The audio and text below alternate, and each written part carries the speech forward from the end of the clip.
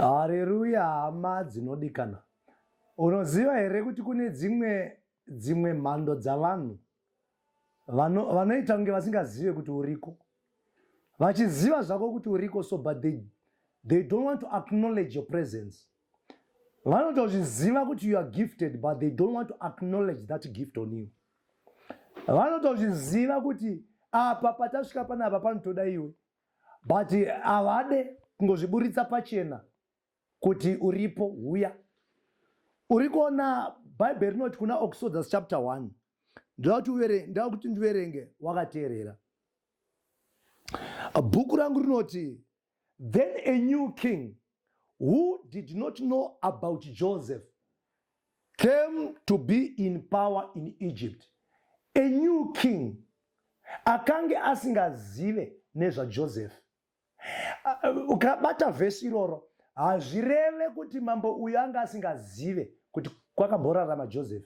Aitozviziva because nyaya dzaJoseph dzakange dzakanyorwa munhoroondo yemabhuku ema-Egyptians. It was there in the Chronicles kuti Joseph wakadudzira hope dzemumwe Faro. Joseph wakapinzwa mujere. Joseph wakatomboshandira Potifa. Joseph akatombovengwa zvakange zvirimo, saka akazviverenga.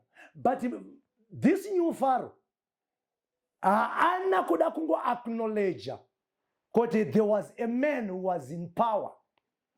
Akatoverenga akatozvinzwa kuti Joseph akatomboita prime minister muIjipita imomo, but haana kuda kungozvigamuchira, haana kuda kungozviappreciata, haana kuda unoziva here kune imwe mhando yavanhu vanonyatsoziva kuti iwewe uriko, but havangode chete kuzviacknowledge. Vanonyepedzera kudzungaira so kuita ngo vasingazive kuti uriko. Vanotozviziva ende vanotoziva kuti vakataura nezvako zvinoita kunge ivo va-irrelevant. Saka vanoedza kuda kutsimbirira nekutsikira zita rako kuita kuti iwewe uzviite ngosingazivikanwe. But ivo mundangaro dzavo nemumweya mavo vachitonyatsoziva kuti Joseph ariko.